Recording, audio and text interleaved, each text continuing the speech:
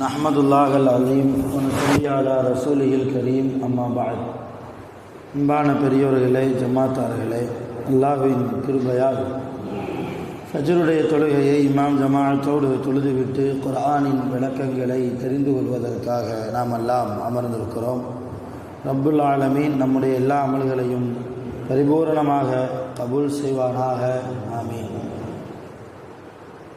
கெட்ட முடிவுகளை விட்டும், முசீபத்துகளை விட்டும், நோய் நொடிகளை விட்டும், மனித ஜின்கள் ஷைத்தான்களுடைய தீங்குகளை விட்டும் பாதுகாப்பு பெற்ற நாளாக அல்லாஹ் இந்த நாளை நமக்கு அமைத்து தருவானாக. ஆமீன். அருமையானவர்களே, நேற்றைய தினம் வத்தீனி வஸ்ஸைத்தூன் என்கிற சூறாவில் 4 ஆயத்துகளை நாம் பார்த்திருக்கிறோம். அல்லாஹ் தஆலா இந்த சூறாவில் அத்தி பழத்தின் மீது சத்தியமாக, ஜைத்தூன் எண்ணெயின் மீது சத்தியமாக, தூர்சீனா மலையின் மீது சத்தியமாக, பாதுகாப்பான ஊராக இருக்கக்கூடிய இந்த மக்காவின் மீது சத்தியமாக, நிச்சயமாக நாம் மனிதர்களை மிக அழகான அமைப்பிலே படைத்திருக்கிறோம் என்று அல்லாஹ் சொல்கிறார். தொடர்ந்து 5வது ஆயத்தில் அல்லாஹ் சும்ம ரதத்னாஹு, நல்ல அமைப்பில், அழகான அமைப்பில் மனிதர்களை நாம் படைத்திருக்கிறோம் என்று சொல்லிவிட்டு அல்லாஹ் 5வது ஆயத்தில் சொல்கிறான், சும்ம பின்பு ரதத்னாஹு, அந்த மனிதனை நாம் மாற்றினோம். மனிதனை நாம் மாற்றினோம். எப்படி? அஸ்ஃபல சாஃபிலீன், மிக தாழ்ந்தவர்களாக நாம் மாற்றினோம். தாழ்ந்தவர்களிலேயே மிக தாழ்ந்தவர்களாக நாம் அவர்களை மாற்றினோம். இங்கே ஒரு யோசனை வருகிறது. அல்லாஹ் நல்ல அமைப்பில், அழகான அமைப்பில் மனிதர்களை படைத்ததாக அல்லாவே சொல்லிவிட்டு, பிறகு எதற்கு அழகான அமைப்பில் படைக்கப்பட்ட மனிதர்களை மிக தாழ்ந்த நிலையிலே அல்லாஹ் மாற்ற வேண்டும்? எல்லா மனிதர்களையும் அல்லாஹ் அப்படி மாற்றுவானா? தாழ்ந்தவர்கள் என்றால் அல்லாஹ்வுடைய பொருத்தம் இல்லாதவர்கள் என்று அர்த்தம். சொர்க்கம் போவதற்கு அவர்களுக்கு கடினம், நரகத்தின் பாதையின் பக்கம் அவர்கள் போய்கொண்டிருக்கிறார்கள், அவர்களுக்குத்தான் தாழ்ந்தவர்கள் என்று சொல்வோம். அப்போ அல்லாஹ் மனிதர்களை அழகான அமைப்பிலே நான் படைத்திருக்கிறேன் என்று சொல்லிவிட்டு அந்த மனிதனை மிக தாழ்ந்தவர்களாக, தாழ்ந்தவர்களிலும் மிக தாழ்ந்தவர்களாக நாம் அவர்களை மாற்றினோம் என்று அல்லாஹ் சொல்கிறான். என்றால் இது எல்லா மனிதர்களையும் அல்ல, சில மனிதர்களை. யாரை அல்லாஹ் தாழ்ந்தவர்களாக மாற்ற மாட்டான்?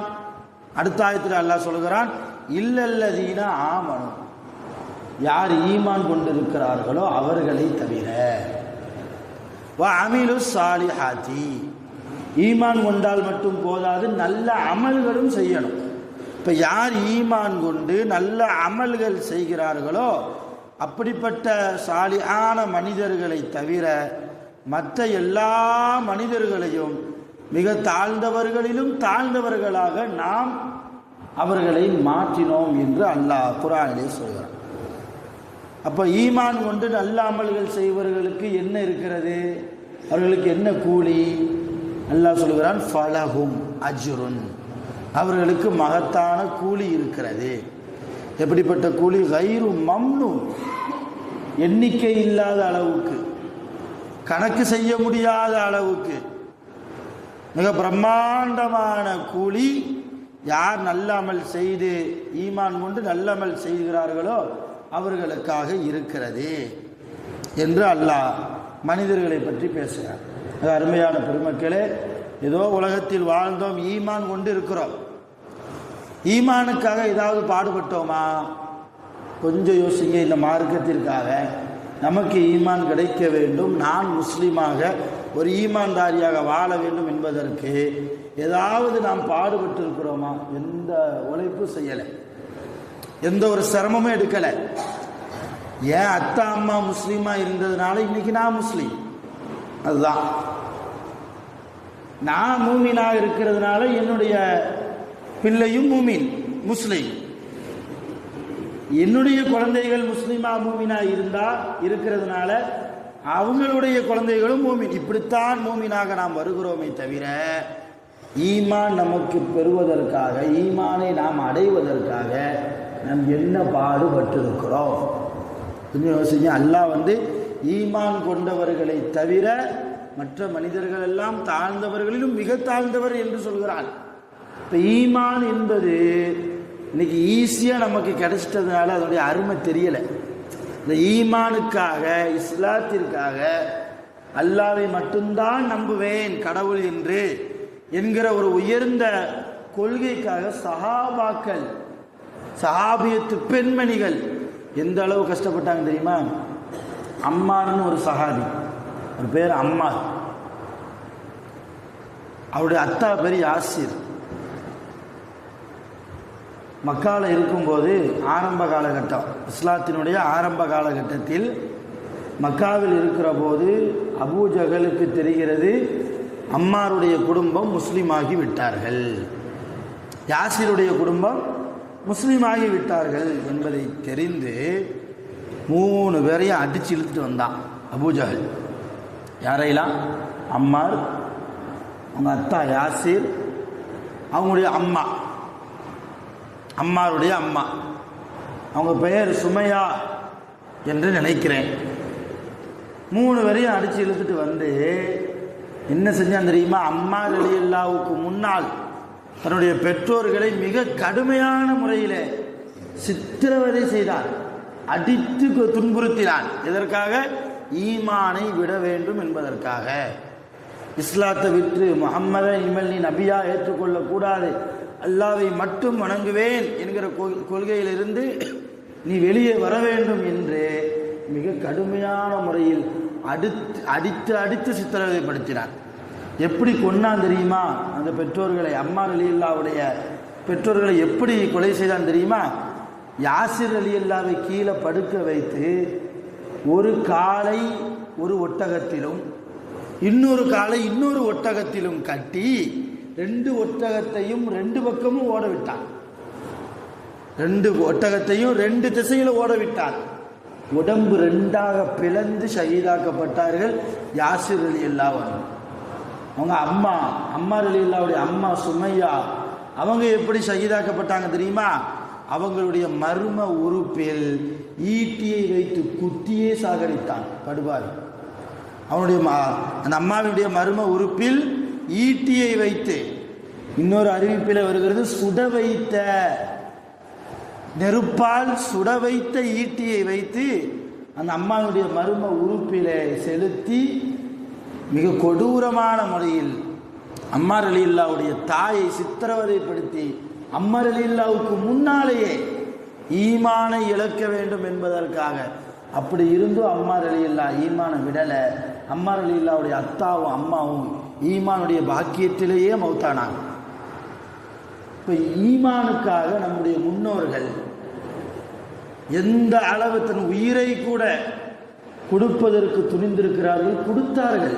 ஆனால் இன்னைக்கு நமக்கு எந்த ஈமான்னா என்ன, லா இலாஹ இல்லல்லாஹ் முஹம்மது ரசூல், இது மட்டும்தான் தெரியும். ஈமானுக்காக என்ன பாடுபட்டார்கள், எவ்வளவு அந்தஸ்து இந்த ஈமானுக்கு, எவ்வளவு சிறப்பு இந்த ஈமானுக்கு, ஈமான் கொண்டவர்களுக்கு எவ்வளவு சிறப்போ, எவ்வளவுதான் பாவம் செய்தாலும் ஒரு ஈமான் கொண்ட ஒரு அடியார் லா இலாஹ இல்லல்லாஹ் முஹம்மது ரசூலுல்லாஹ் என்கின்ற கலிமாவை மொழிந்து எவ்வளவு பாவம் செய்தாலும், ஷிர்க்கை தவிர, அல்லாஹ்வுக்கு இணை வைக்கிற காரியத்தை தவிர எவ்வளவு மிகப்பெரிய பாவத்தை செய்தாலும் அதற்குண்டான தண்டனை அவன் நரகத்தில் அனுபவித்தாலும் கூட என்றைக்காவது ஒரு நாள் அவன் எங்கே தான் வரணும்?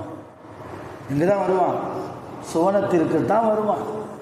அல்லாஹ் சொல்லுவான் மலக்குகளை கூப்பிட்டு, நரகத்தில் உள்ள ஈமான் கொண்டவன் அவன் உள்ளத்தில் கடுகளவு, ஒரு கடுகளவு ஈமான் இருந்தாலும் அவனை வெளியே கொண்டு வந்திருக்கான், சொர்க்கத்தில் போடுங்க. எல்லா மலக்குகள் போய் நரகத்தில் போய் தூக்கிட்டு வருவாங்க எல்லாத்தையும். அல்லாஹ் கேட்பான், யாராவது இருக்காங்களா, வேறு ஏதாவது பாக்கி இருக்கிறாங்களா ஈமான் கொண்டவங்க? யாருமே இல்லை. இல்லை, ஒரு ஆள் இருக்கார், போய் பாருங்கள். போய் பார்ப்பாங்க, யாரும் இருக்க மாட்டாங்க. அல்லாஹ் மறுபடியும் அனுப்புவான், இல்லை நல்லா பாருங்கள், ஒரு ஆள் இருக்கிறார், என்ன ஈமான் கொண்டவர், அவருக்கு அவர் செய்த பாவத்திற்கு தண்டனை போதும், அவரை சொர்க்கத்திற்கு நாம் அழைத்து சொல்வோம், தூக்கிட்டு வாங்கம்மா. அல்லாஹ் மறுபடியும் போய் பார்ப்பாங்க, ஆள் இல்லை. அல்லாஹ் சொல்வான், ஒரு கரிக்கட்டை நரகத்தில் கிடக்கிறதா? ஒரு கரிக்கட்டை நரகத்தில் கிடக்கிறதா? ஆமாம், அதை எடுத்துட்டு வாங்கம்மா. அல்லாஹ் அதை எடுத்துட்டு வாங்க.